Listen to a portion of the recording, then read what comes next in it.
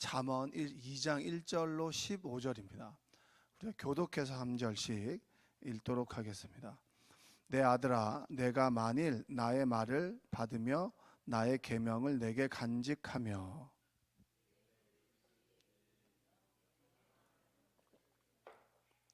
지식을 불러 구하며 명철을 얻으려고 소리를 높이며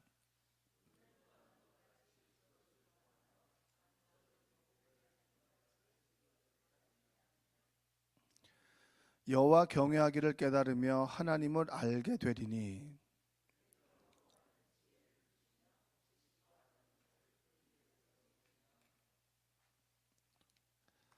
그는 정직한 자를 위하여 완전한 지혜를 예비하시며 행실이 온전한 자에게 방패가 되시나니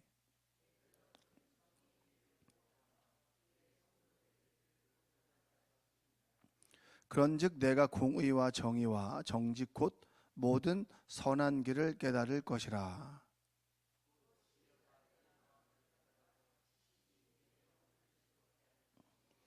근신이 너를 지키며 명철이 너를 보호하여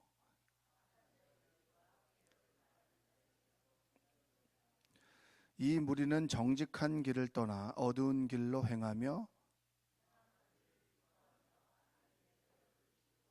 함께 읽겠습니다. 그 길은 구부러지고 그 행위는 패역하니라. 아멘. 오늘도 하나님의 은혜가 여러분의 삶 가운데 함께하기를 주님의 이름으로 축복합니다. 눈이 많이 와서 많이 못 오실 줄 알았는데 되게 많이 오셨습니다. 지금 그 잠언에 관한 말씀을 드리고 있습니다. 여기서 지혜를 나오는데 지혜는 명사로서 인격체로 이렇게 설명을 하다 보니까 이게 지혜가 어떤 의미인지도 잘 모르겠고 그리고 무슨 말을 하시는지 잘 모를 수도 있습니다. 또 막연할 수도 있어요. 지혜는 이것입니다. 지혜는 이것입니다. 이렇게 다 정의해 주면 좋은데 어떤 그렇게 설명을 해주고 있지는 않아요. 잠언이. 근데 이렇게 생각해 보시면 될 것 같습니다. 지혜를 어떻게 하면 세상을 좀 잘 살아갈 수 있을까? 어떻게 하면 세상을 잘 살아갈 수 있을까? 요것에 대한 어떤 답을 주는 것을 지혜라고 생각하고 또 지혜를 예수 그리스도다. 그럼 예수 그리스도가 무언가? 예수 그리스도가 길이요 진리요 생명이 되신다. 그러면 지혜는 길이요 진리요 생명이다. 그럼 지혜를 얻고자 하면 어떻게 해야 되는 것이냐? 어떻게 하면 세상을 잘 살아갈 수 있을까? 여러분 세상을 실수 없이 잘 살아가고 싶으시죠? 시행착오 없이. 시행착오 한 번씩 다들 겪으셨잖아요. 그래서 여기 지금 나와 계신 거 아닌가요? 우리가 시간을 드리고 마음을 드리고 그리고 피곤함을 뒤로 하고 무언가를 찾는다라고 하는 것은 그만큼 우리 삶 속에서 소중한 것을 얻기 위함입니다. 근데 소중한 걸 얻기 위해서는 시행착오를 나름대로 많이 겪게 되는 거예요. 인간관계의 지혜라고 했을 때 최근에 제 눈에 많이 들어오는 그런 문구나 그런 문장은 사람들과의 거리입니다. 남편과 아내와의 거리가 있어야 되나요? 아니면 모든 것을 공유해야 되나요? 모든 것을 공유해야 되나요? 그건 욕심이죠. 남편과 아내 사이에도 적당한 거리가 있어야 되고 그리고 여러분과 저 사이에도 적당한 거리가 있어야 될까요? 거리가 있지 않아야 될까요? 그렇죠. 거리가 있어야죠.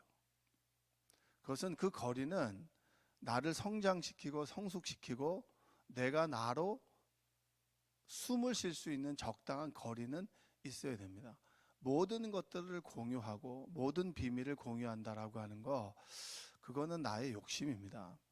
그래서 내가 성장하고 성숙할 만큼의 일정한 거리는 있어야 되는 거예요.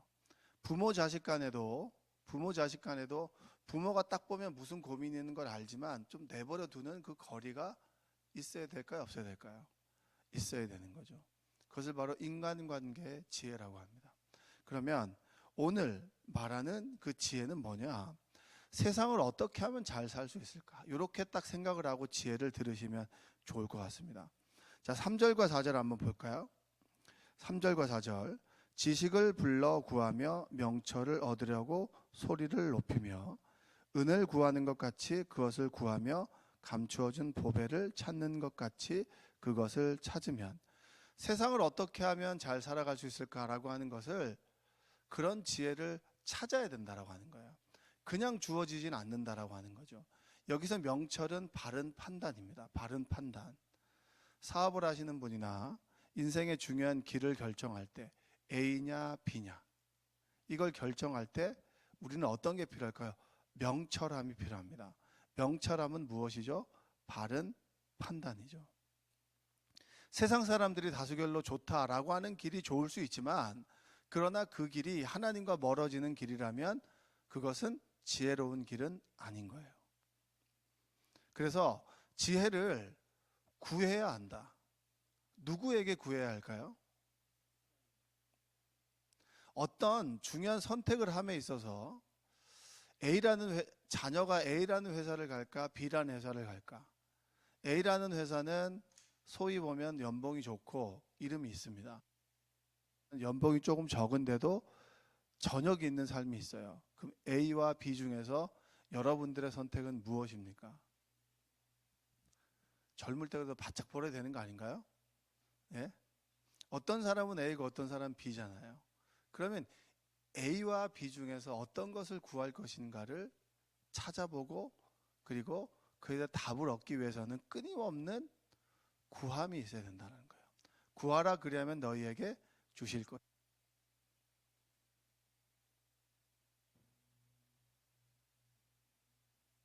사람들에게 구하면, 사람들의 지혜는 사람들마다 다르죠. A라는 회사에서 연봉을 받으면서 열심히 일했던 사람은 그래도 저녁이 있는 삶은 좋지 않을까라는 B를 선택하게 될 것이고, 근데 처음부터 저녁이 있는 삶을 살다 보니까 월급이 적어요. 야, 젊었을 때는 한번 빡세게 한번 해봐야 되는 거 아니야? A를 얘기할 거 아니에요. 그러면 A와 B 중에서 사람들이 어떤 걸 얘기해도 선택은 내가 하는 겁니다. 선택의 책임은 내가 하게 되는 것이죠. 그러면 그것을 누구에게 구해야 되냐? 내 미래를 알고 과거를 알고 현재를 알고 나를 창조하신 하나님께 찾고 구하고 부르짖으라. 이것이 바로 지혜를 구하는 삶이라고 하는 겁니다. 자, 그럼 지혜를 구했을 때 우리가 얻어지는 유익이 뭐냐? 5절과 6절 한번 읽어보겠습니다. 여호와 경외하기를 깨달으며 하나님을 알게 되리니 대저 여호와는 지혜를 주시며 지식과 명철을 그 입에서 내시며. 공동 번역으로 보면 이렇습니다. 그래야 눈이 열려 야훼 두려운지를 알게 되고 하나님이 어떤 분이신지를 알게 되리라. 지혜를 구하다 보면 지혜는 하나님이구나. 하나님께로부터 주어지는 것이구나. 근데 그 하나님은 어떤 하나님이냐면 만만치 않다. 하나님은 두려운 하나님이다. 두려운 하나님. 하나님께서 왜 두렵냐면 그분께서 나를 지으시고 세상을 경영하시는구나. 내 인생은 나의 선택인 줄 알았는데 하나님의 경영하심 안에서의 나의 선택이구나. 그래서 하나님은 참 두렵다. 이것을 우리가 흔히 경외한다라고 얘기합니다. 그리고 6절에 보면 지혜란 야훼께서 주시는 것, 그의 입에서 떨어지는 말로 지식과 슬기를 깨치게 된다. 하나님의 말씀을 들으면서 내 세상 살아가는 지식, 여기서 지식은 뭐냐면 몸으로 부딪히는 거예요. 머리로 아는 지식이 아니라 세상 속에서 부딪히는 지식. 여러 여자분들이 항상 하는 말 중에 그런 말 있잖아요. 결혼하신 분들 중에서 남자들이 부인 모르게 선택한 건 다 후회한다고 그런 얘기 하잖아요. 그 불문율 아니에요, 불문율. 저도 그렇게 해서 고생한 적 있고 여기 남자분들도 한번 고생한 적 있을 텐데, 그런 지식, 그 지식은 경험으로 얻게 되는 거예요. 그래서 그의 입에서 떨어지는 말로 지식과 슬기를 깨치게 된다. 결국은 지혜와 지식은 하나님께로부터 주어지는 것이다. 그러니까 뭐죠? 여러분들이 재미가 없지만 하나님의 말씀을 왜 읽게 되는 건가요? 어제도 이제 어떤 분 전화 와가지고 저희 부부가, 그리고 저희 속회가, 그리고 누가 성경을 일독했습니다. 대문짝만하게 내달라고. 왜 그게 자랑스러운 건가요? 바쁘고 힘들지만, 잠을 더 자고 싶지만 분주한 가운데서 지혜를 얻고자 하나님의 말씀을 읽다 보니까 이 지혜의 말씀이 꿀송이처럼 달더라. 이거 아니겠습니까? 그렇잖아요. 지혜는 누구로부터 옵니까? 하나님으로부터 온다. 세상을 잘 살아가기 위해서는 하나님의 말씀, 하나님을 알고 그분으로 주어지는 하나님의 말씀으로 인해 인생을 잘 살아갈 수 있게 된다. 제가 이제 부흥회 때 청년들이 몇 명 왔어요. 그래서 멀리 사는 청년이 있어서 그 청년을 이제 대화하다가 집에 데려다 주게 됐는데 집이 서울대예요. 서울대. 얼마나 고마워요. 서울대에서 그 저녁에 취업을 다시 좋은 직장을 다니다가 한번 인생에 도전을 해보고자 2년째 도전을 하는 거예요. 그래서 그 청년에게 이제 너무 고마워서 제가 데려다 주겠다고 그제 저녁에 이제 데려다 주고 가면서 이런저런 얘기를 한 거예요. 이런저런 얘기를 했는데 그 청년의 얘기는 그거예요. 왜 하나님께서 이렇게 나에게 이렇게 힘든 시간들을 2년째 보내게 하시는지 모르겠다. 이렇게 얘기를 하는 거죠. 그 누구나 얘기할 수 있잖아요. 누가 봐도 좋은 직장이고 인정받는 친구인데 새로운 일에 도전하고 싶은 거예요. 그래서 지금 한국에 들어와서 준비를 합니다. 그래서 내가 물어봤어요. 그럼 얻은 것은 뭐고 잃은 것은 뭐냐? 그러니까 잃은 것은 뭘까라고 물어봤더니 잃은 것은 시간 그리고 젊음 뭐 이렇게 얘기하더라고요. 야 그래도 2년 지나도 아직까지 젊으니까 그래도 젊음이라고 하기엔 좀 그렇지 않냐. 그래 시간에 2년이란 시간은 잃어버렸다. 그러면 또 뭐가 있냐 이랬더니 잔고. 그러니까 모아둔 돈의 잔고는 점점 비는 거잖아요. 그거밖에 없냐? 그럼 얻은 건 뭐냐? 하나님을 좀 더 이제 의지하게 되고 그리고 주변에 좋은 사람들을 만나고 좋은 교회를 만났다.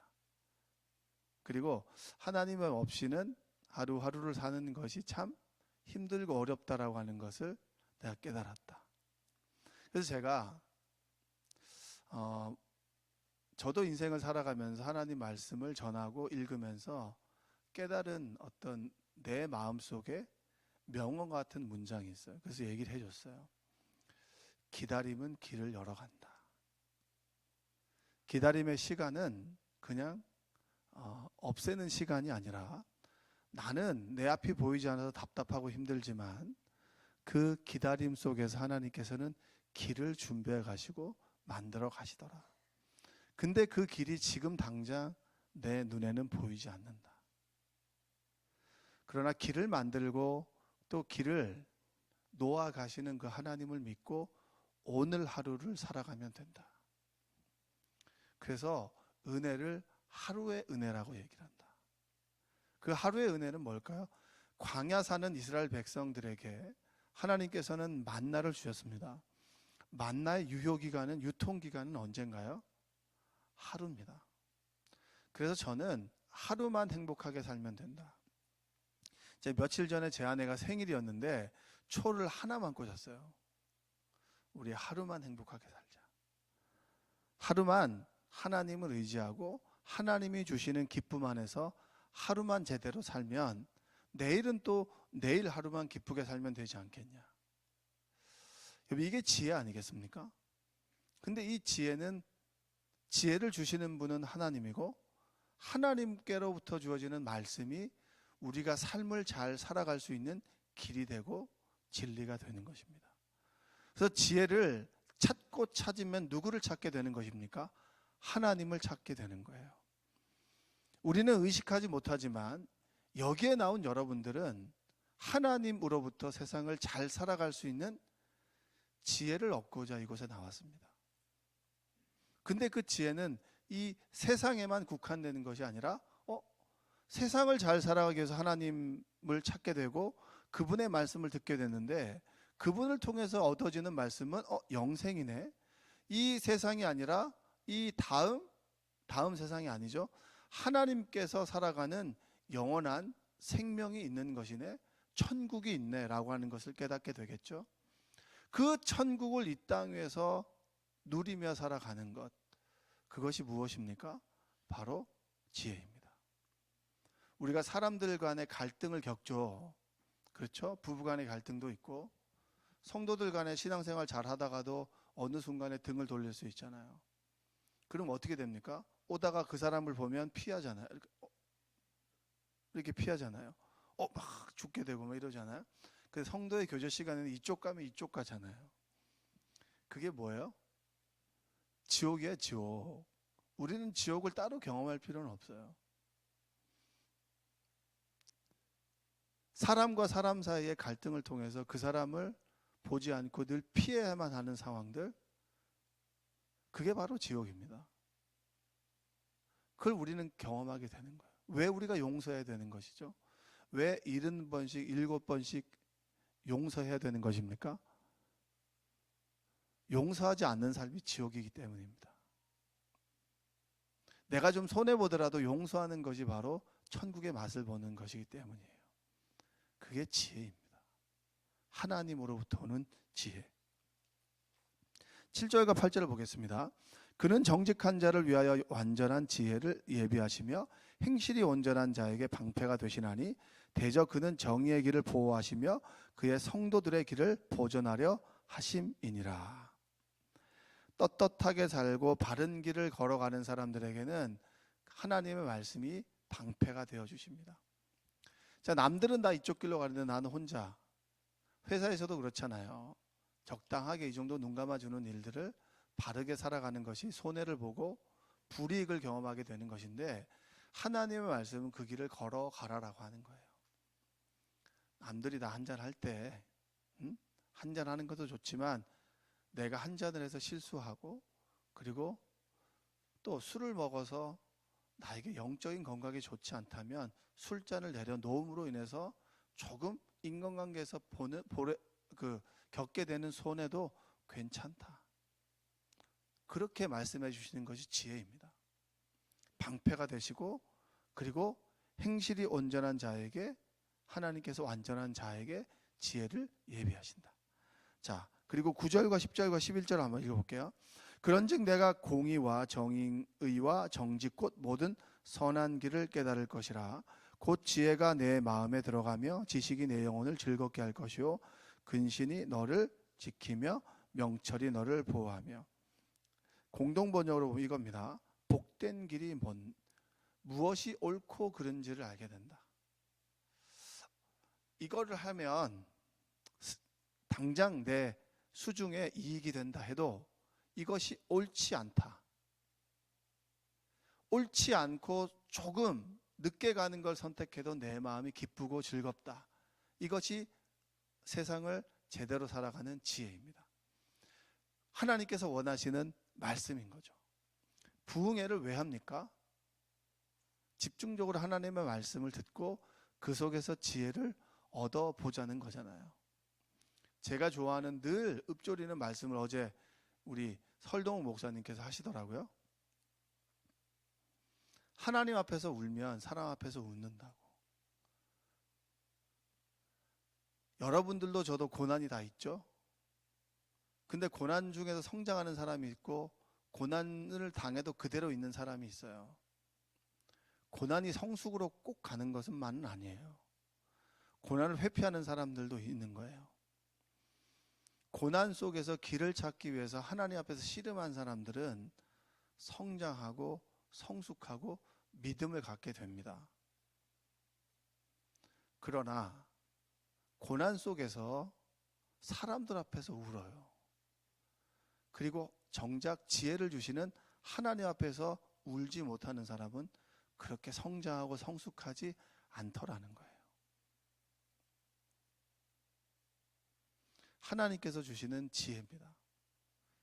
사람들 앞에서 울고, 그리고 기도, 이 운다라고 하는 것은 하나님 앞에서 기도하라는 거잖아요. 하나님 앞에서 기도하면 사람들 앞에서 웃게 된다. 사람들 앞에서 계속 울다 보면 집에 돌아갈 때 어떤 마음이 드는 줄 아세요? 왜 이렇게 내 인생이 지질이 궁상 같냐, 이런 생각 굉장히 많이 듭니다. 근데 하나님 앞에서 울고, 그리고 믿음의 사람 앞에서 울면 괜찮아요.